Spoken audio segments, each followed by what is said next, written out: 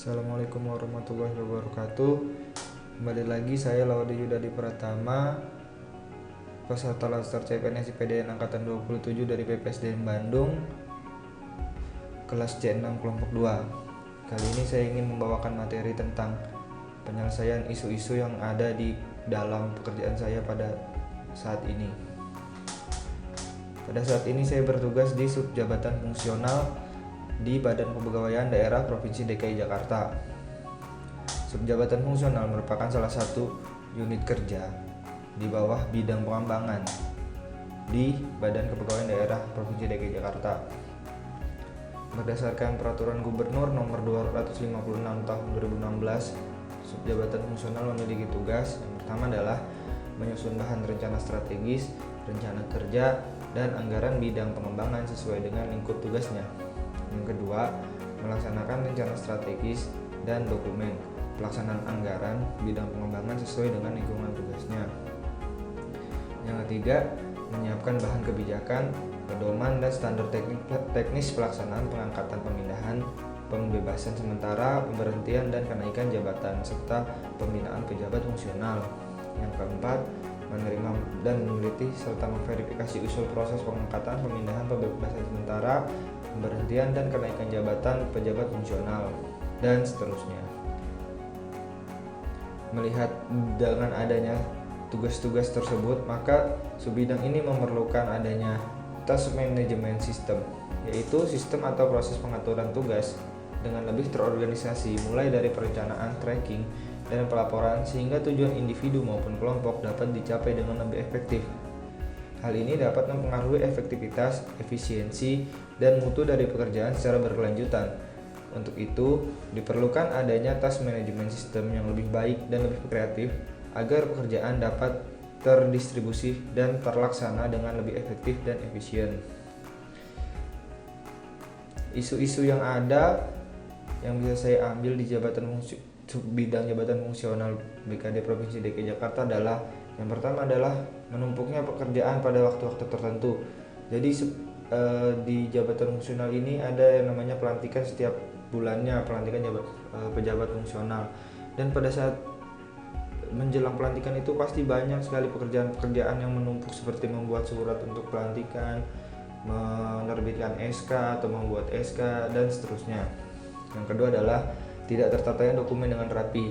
Nah, ini karena banyak kita di jabatan fungsional membuat SK, maka banyaknya kertas-kertas atau dokumen arsip-arsip bekas-bekas SK itu masih banyak dan menumpuk cuma di kardus-kardusin di bidangnya dan ditumpuk begitu aja, nggak ada yang pakai juga. Dan berkas-berkas bekas pelantikan juga masih banyak tapi yang sudah lama-lama. Dan yang ketiga adalah kurang optimalnya penataan ruang jabatan fungsional. Ya, ini karena banyaknya dokumen-dokumen yang menumpuknya di kardus-kardus kan, makanya jadi ruangannya yang tadinya luas jadinya sempit, jadi kita mau kemana-mana jadi susah. Isu-isu tersebut kemudian dianalisis dengan menggunakan metode penapisan isu, yaitu USG, Urgency, Seriousness, Growth. Urgency menunjukkan seberapa mendesak isu tersebut harus diatasi, Seriousness menunjukkan seberapa serius dan seberapa besar isu tersebut, dan Growth menunjukkan sebagai besar potensi isu tersebut memburuk. USG ini memiliki skala 1, yaitu tidak memenuhi, hingga 5 sangat memenuhi, digunakan untuk menganalisis isu-isu tersebut. Dengan teknik USG yang saya ambil, maka saya mendapatkan jawaban dari penelitian ini, yaitu menumpukan pekerjaan pada waktu-waktu tertentu itu urgensinya 3, seriusnya 3, growthnya 4, jadi totalnya 10. Yang kedua adalah tidak tertatanya dokumen kantor dengan rapi, urgensinya 2, seriousnessnya 3, dan growthnya 3 dengan jumlah 8. Kurang optimal penataan ruang kantor, urgensinya 2, seriousnessnya 2, growthnya 2, totalnya 6. Dari isu yang diangkat setelah melalui analisis USG, ditemukan penyebab utama dari isu-isu tersebut adalah kurangnya task management system dalam melaksanakan pekerjaan, sehingga menyebabkan penumpukan pekerjaan yang harus diselesaikan dalam satu waktu. Dari analisis isu tersebut, saya menggunakan diagram fishbone dengan 4 tool yang mempermudah pengendalian kualitas. Fishbone ini digunakan sebagai tool untuk menemukan akar masalah dari sebuah akibat yang terjadi. Dalam isu ini saya menggunakan diagram Fishbone 4M, yaitu manajemen, metode, materials, dan man. Dari segi manajemen, karena kurangnya koordinasi atau terkoordinirnya pekerjaan, maka dalam aspek manajemen bahwa tidak adanya koordinasi yang baik maka menimbulkan akibat, yaitu kurangnya keefektifan dan keefisienan waktu untuk mengerjakan pekerjaan, sehingga banyak pekerjaan-pekerjaan yang menumpuk dan membuat para pegawainya kelelahan. Yang kedua adalah metode. Dari hal ini saya mengambil tidak adanya pengaturan tugas dengan metode yang baik, karena kesannya tuh tidak terorganisir karena metode yang dibuat masih metode lama, yaitu ada tugas langsung dikerjakan, sehingga tidak adanya koordinasi yang baik, dan tugas-tugas dilakukan dan dikerjakan tidak sesuai tupoksinya masing-masing. Yang ketiga adalah kurangnya kemampuan untuk mengorganisasikan tugas dengan pegawai yang cukup dan pekerjaan yang menumpuk, membuat kurangnya optimal pekerjaan karena banyaknya pekerjaan yang menumpuk dengan ruangan yang terbatas, sehingga menimbulkan kelelahan. Yang keempat adalah materials.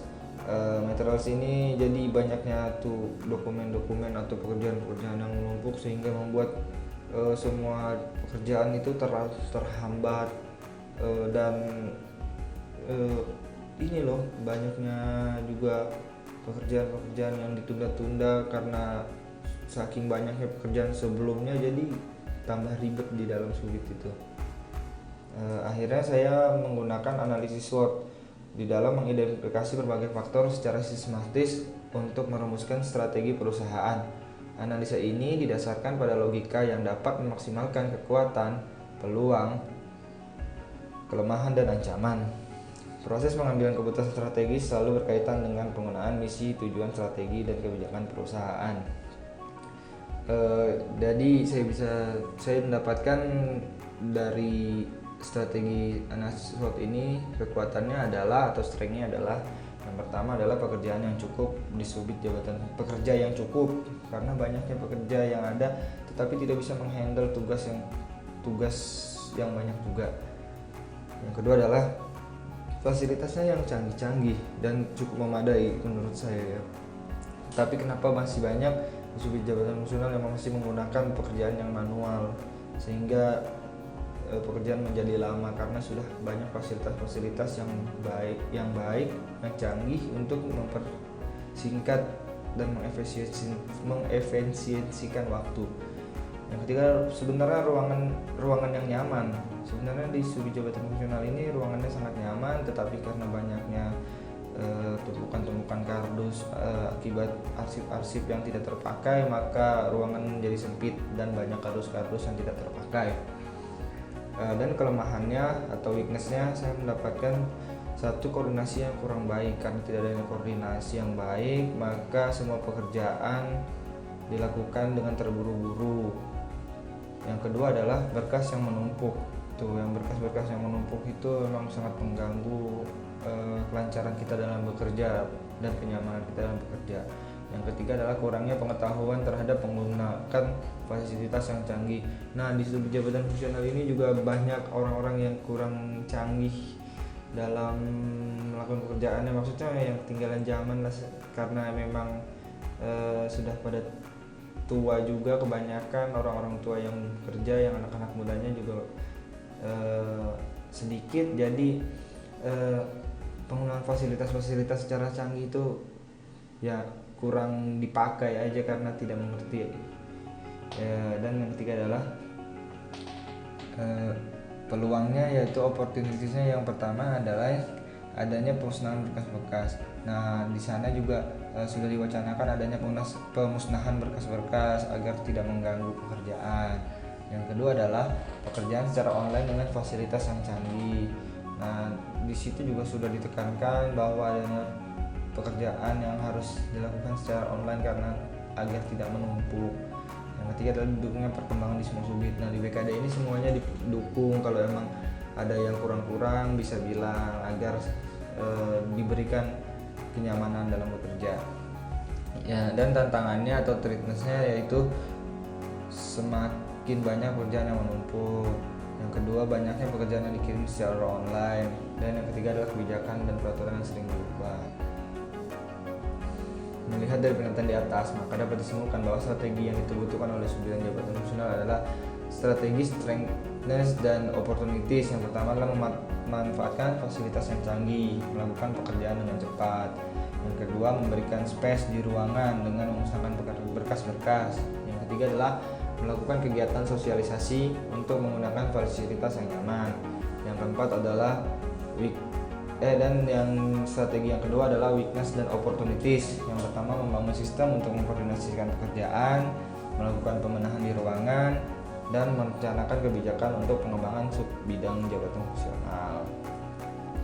Strategi yang ketiga adalah strength dan trickiness, yaitu mengerjakan pekerjaan dengan menggunakan fasilitas yang canggih agar pekerjaan cepat selesai.